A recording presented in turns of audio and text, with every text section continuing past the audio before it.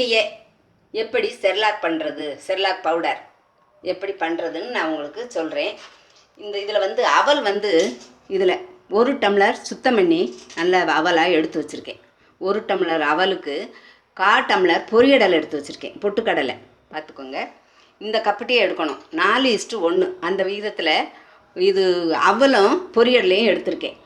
4 பங்கு அவல் எடுத்தால் ஒரு 1/4 பங்கு பொரியல் எடுத்துக்கோங்க, பொட்டுக்கடலை எடுத்துக்கோங்க. இப்போ வந்து நம்ம அடுப்பை ஆன் பண்ணி இந்த வரேன்.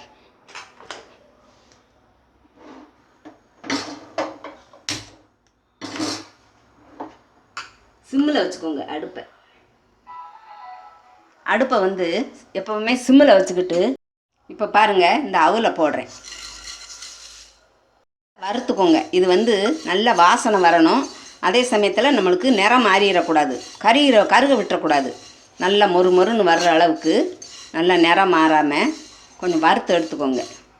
வாசனை நல்ல கமகமன்னு வாசனை வரணும், நிறம் மாறிடக்கூடாது. நல்ல மொறுப்பாக வறுத்துக்குருவோம்.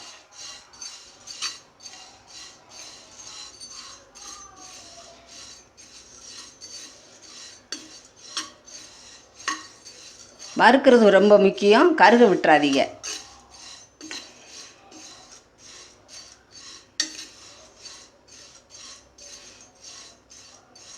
நல்ல வாசனை வரும், வறுக்கும் போதே நம்மளுக்கு அவல் வாசனை நல்லா வரும். அது வந்து மொறுப்பாகவும் இருக்கும். ஏற்கனவே இது காஞ்சது தான், இந்த இதில் பாத்திரத்தில் போட்டு வறுக்கவும் நல்ல மொறுப்பாக வந்துடும்.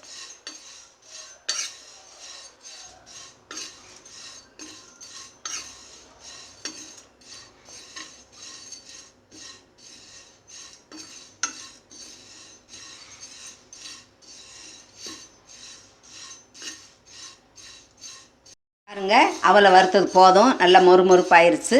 இப்போ இந்த ஸ்டேஜில் நம்ம எடுத்து கொட்டி வச்சுருவோம். இதே பாத்திரத்தில் இந்த டம்ளரில் 1/4 டம்ளர் காட்டுறேன், 1/4 டம்ளர் பொரியல்ல பொட்டுக்கடலை, இதையும் நல்ல பொன்னிறமாக வர்றது வரைக்கும் வறுத்துக்குருவோம். இதை கொஞ்சம் நல்லா வறுத்துக்குருவோம். பாருங்கள், பொட்டுக்கடலையும் நல்லா வறுத்தாச்சு. இப்போ இந்த ஸ்டேஜில் இதையும் எடுத்து ஒரு பாத்திரத்தில் தனித்தனியாக கொட்டி வச்சுருங்க. இது வந்து ரெண்டும் கொஞ்சம் நேரம் ஆறட்டும். தனித்தனியாக கொட்டி வச்சுருக்கேன், வறுத்து ஆறட்டும். பாருங்கள், அவலும் பொரியலையும் தனித்தனியாக வறுத்து வச்சுருந்தோம். இப்போ வந்து நல்லா ஆறிடுச்சு. இப்போ வந்து அவலை மிக்சியில் ஓட விட்டு பவுடர் பண்ணி எடுத்துக்கிடுவோம்.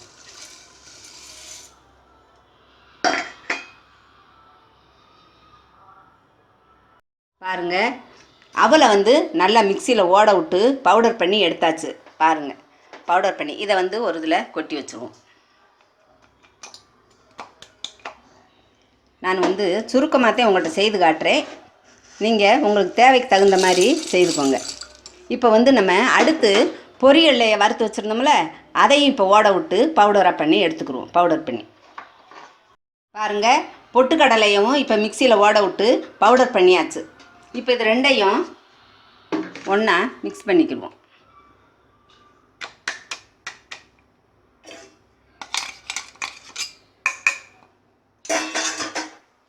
இது ரெண்டையும் நல்லா மிக்ஸ் பண்ணிவிட்டு, இது வந்து சின்ன குழந்தைகளுக்கு கொடுக்குறதுனால நம்ம இன்னும் வந்து சல்லடையில் போட்டு சலிச்சு எடுத்துக்கிடுவோம். பாருங்கள், சலிச்சு எடுத்தாச்சு.